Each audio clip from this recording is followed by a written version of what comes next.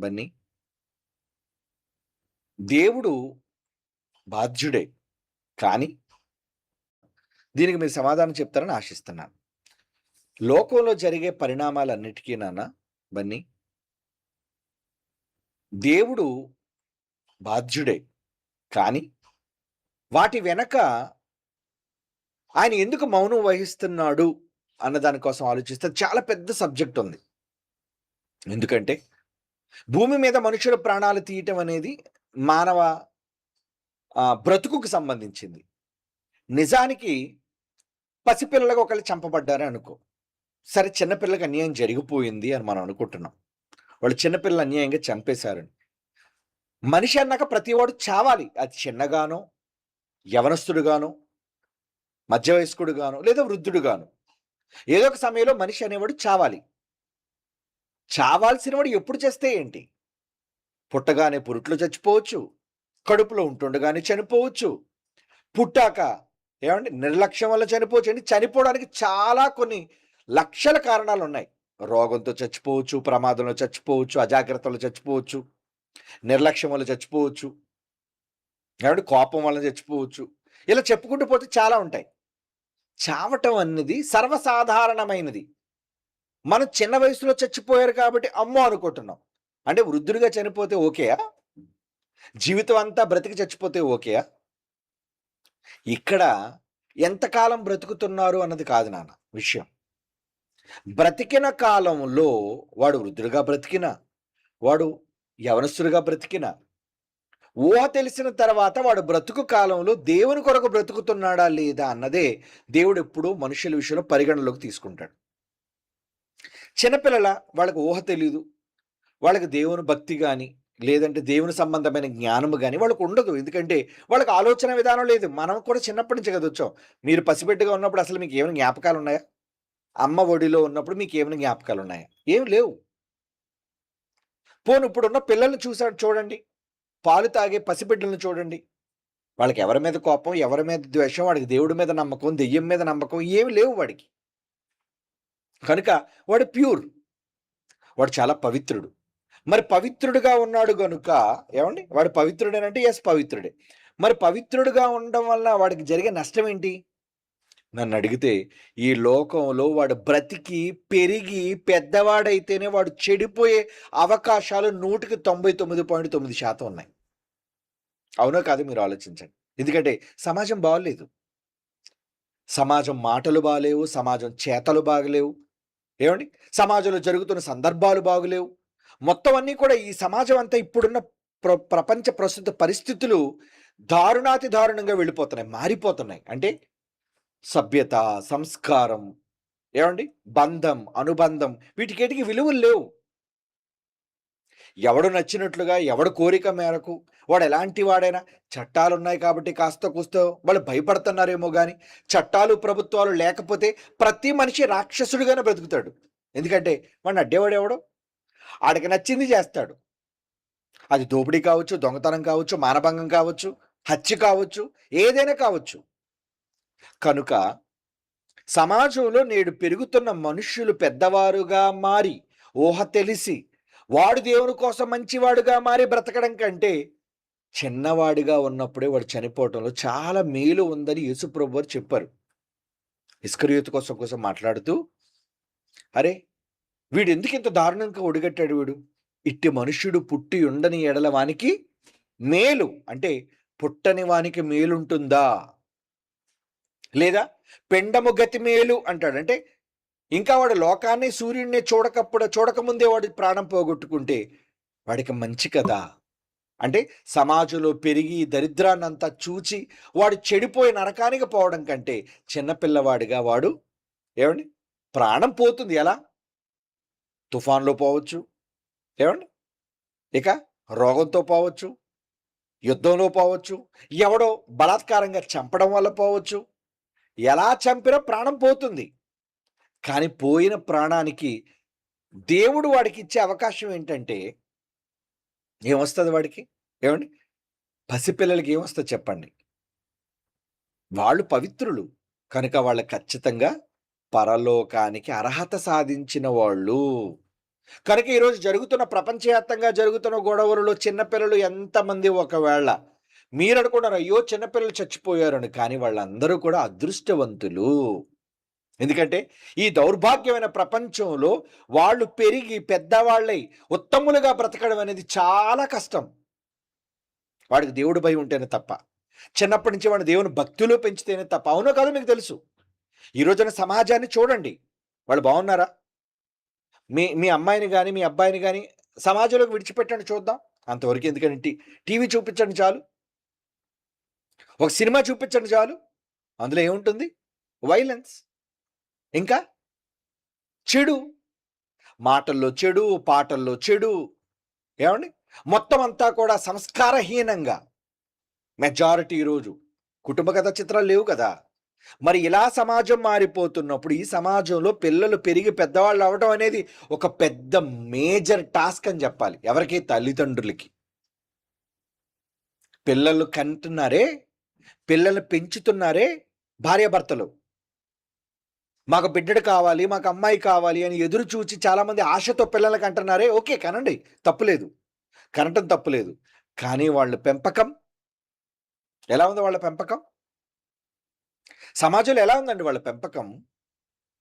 Majority ఈరోజు వచ్చిన స్వేచ్ఛ వలన ఎవ్వరిలోనూ మంచి లక్షణాలు అనేవి కనబడటం లేదు. ఎక్కడో దేవుని భీతి కలిగిన వాళ్ళు, దేవుడంటే భయం కలిగిన వాళ్ళు మాత్రమే భయభక్తులతో బ్రతుకుతారు తప్ప, అది నేర్పిస్తే తల్లిదండ్రులకు దేవుడికి భయపడడం. ఒకవేళ అది నేర్చుకోకపోతే సమాజంలో వాడొక చెడపురుగు. ఆడపిల్లే కానీ మగవాడే కానీ. ఇందులో మగవాడే చేరపుడు అనడానికి లేదు. ఆడవాళ్ళు ఎలా ఉన్నారు? ఏమండి? వాళ్ళ రిలేషన్స్ ఎలా ఉన్నాయి? బాగులేవు. కనుక ఇక్కడ మీరు ఆలోచించవలసిన విధానం ఏంటంటే, దేవుడు చూస్తూ ఎందుకు ఊరుకున్నాడు? వాళ్ళు ఒకవేళ చిన్నప్పుడు ప్రాణం కోల్పోయినా దేవుడు వాళ్ళకి నెమ్మదినే ఇస్తున్నాడు. శిక్షణ అమలు చేయడే వాళ్ళకి. ఎందుకంటే చిన్న పిల్లలదే పరలోక రాజ్యము అని చెప్పాడు ఆయన. కనుక వాళ్ళకి మంచే జరుగుతుంది.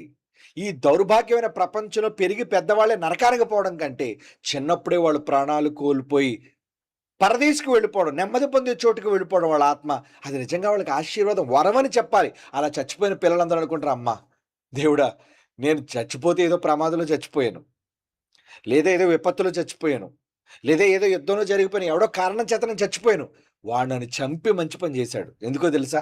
ఈరోజు నేను ఇక్కడ నెమ్మది పొందే చోటుగా నా ఆత్మ వచ్చేసింది. లేదంటే నేను పెరిగి పెద్దవాడి చెడు పనులు, క్రియలు, దుష్టత్వం వీటన్నిటిని చేసి చూసి నేను చెడిపోయి ఆ నరకానికి పోవడం కంటే ఇక్కడ ఈరోజు నేను చాలా సేఫ్గా ఉన్నాను. మహాప్రభు, నువ్వు చంపి నన్ను చాలా మంచి పని చేసావు అని అనుకుంటాడు వాడు. ఎందుకంటే ప్రమాదాన్ని దాటి వెళ్ళిపోయిన వాళ్ళు అలాగే కదండి అనుకుంటారు. ఈరోజు ప్రపంచంలో బ్రతుకుతున్న ప్రతి మనిషి ప్రమాదంలోనే బ్రతుకుతున్నాడు. మర్చిపోకండి. మనిషి ఎలా బ్రతుకుతున్నాడు? ఇందులో ప్రతి క్షణం మనిషి బ్రతికే బ్రతుకు ప్రమాదంలోనే బ్రతుకుతున్నాడు. అన్ని రకాల ప్రమాదాలు. ఎక్కడ ప్రమాదం లేదు చెప్పండి? సమాజంలో ఎక్కడ ఇది ప్రమాదం లేని చోటు అని చెప్పండి? చివరికి చర్చిలోకి వచ్చినా, గుడిలోకి వచ్చినా, గుడిలో వీళ్ళు చేసే దొంగ పనులు, దొంగ బోధలు, ఇక్కడ కూడా చెడిపోతున్నారు వాళ్ళు. ఇక్కడ కూడా వాళ్ళు చేసే మాయలు, గారడీలు ఇంకెక్కడుంది చెప్పండి మంచి? ఎక్కడ ప్రొటెక్షన్ ఉంది చెప్పండి? ఎక్కడ వాళ్ళు స్వచ్ఛత నేర్చుకుంటున్నారు చెప్పండి? లేదు. కాబట్టి అందుకోసం దేవుడు కొన్ని సందర్భాల్లో తీసుకునే నిర్ణయాలు, ఆయన వహించే మౌనం చాలా మంచిదనే చెప్పాలి. కాబట్టి నువ్వు బాధపడుతున్నట్లుగా మిగతా ఊహ తెలిసి తప్పు చేస్తున్న వాళ్ళు అంటారా? అందరూ తీర్పులోనికి వస్తారు. ఎవరిని విడిచిపెట్టడు. దేవుడు ఏమన్నాడు? ఒక యవనస్తుడు చూసి ఏమన్నాడు? నీకు నచ్చినట్టు బతుకురా, కానీ వీటన్నిటిని బట్టి దేవుడు నిన్ను తీర్పులోనికి తెచ్చు దినం ఒకటి ఉంది. నీ మాటలకు తీర్పు, నీ చూపులకు తీర్పు, నీ క్రియలకు తీర్పు. అవునా? లేవా? మనం పలికే ప్రతి మాటకి లెక్క, మనం చేసే ప్రతి క్రియకు లెక్క. ఎన్నున్నాయి ఆలోచించండి, ఎన్నున్నాయి. ఇన్ని భయంకరమైన విపత్తులలో మనిషి బతుకుతున్నాడు ఈరోజు. అంటే మన చూపులో పాపం, మన మాటల్లో పాపం, మన క్రియల్లో పాపం. ఏమండి? సమాజం అనుకుంటుంది క్రియల్లోనే పాపం ఉంది అనుకుంటున్నారు. కానీ దేవుడి చట్ట ప్రకారంగా గాడ్స్ లా ఏం చెప్తుంది? ఊహ వారి తలంపులలోని ఊహ అంతయు ఎల్లప్పుడూ చెడ్డది.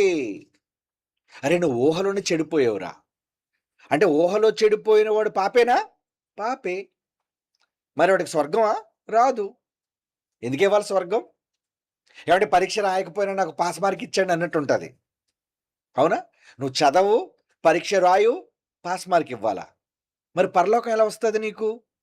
ఈ పనికిరాని సన్నాసులు మాట్లాడుతుంటారు ఏమని? ఎందుకు దేవుడు శిక్షించాలి? ఎందుకు దేవుడు నరకంలో వెయ్యాలి?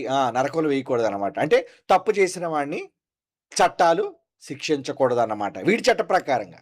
మరి పోలీస్ స్టేషన్లు ఎందుకురా ఉన్నాయి? కోర్టులు ఎందుకురా ఉన్నాయి? చెప్పండి. కర్మాగారాలు ఎందుకున్నాయి? జైల్స్. తప్పు చేసిన వాడికి శిక్ష అమలు చేయడానికి. అంటే వాళ్ళు తప్పు చేస్తున్నారా? అయ్యయ్యో ఎందుకండి ఈ అమాయకుడిని తీసుకొచ్చి ఉరిదీస్తున్నారు అంటే అప్పుడు న్యాయమూర్తి ఏమంటాడు? అరే వీడు అన్యాయంగా ఒక అమ్మాయిని రేప్ చేసి ముక్కలు ముక్కలుగా చేసి చంపేశాడురా, వీడు సైకోలటోడు, వీడు బతుకుంటే ప్రమాదం కనుక వీడిని చచ్చిపోయినంత ఉరి తీయమని ఆజ్ఞాపించాను అంటాడు. అలాగే ఎంతమందిని ఉరి తీయలేదు? ఎంతమంది నేరస్తులను చంపలేదు చెప్పండి? ఎందుకు చంపారా నేరస్తులందరినీ? అంటే తప్ప? చేసిన తప్పుకు శిక్ష అమలు చేయటం అనేది మనిషి చట్టం అయితే, భూమి మీద ప్రతి మనిషి చేసే నేరానికి నరకం అనే చోటులో దేవుడు శిక్ష అమలు చేస్తాడు. చెయ్యాలి. అంటే మనిషి ఎందుకు పెట్టాడు? నువ్వు భయంతో బ్రతకాలి. నరకం అనేది ఎందుకు చెప్తున్నాడు మనకి? అరే నాన్న చచ్చాక నరకం ఉంటా జాగ్రత్త, మీరు సరిగ్గా బ్రతకపోతే మీకు శిక్ష అమలు దొరుకుతుంది జాగ్రత్త. ఆ భయం లేకపోబట్టే కదండి సమాజం ఇలా చెడిపోతుంది. సమాజంలో భయం ఉందా? ఎక్కడుంది భయం? లేదు. ఎన్ని భయంకరమైన చట్టాలు తీసుకొచ్చినా, ఎన్ని శిక్షలు అమలు చేస్తున్నా నేరాల సంఖ్య తగ్గటం లేదు. అంటే మనుషులో భయం పోయింది. చట్టాలకి భయం లేదు, పోలీసులకి భయం లేదు, కోర్టులకి భయం లేదు. భయం ఉంటే చేయడు కదండి. మరి చేస్తున్నారు, రోజు జరుగుతున్నాయంటే అర్థం ఏంటి? ఏమండి?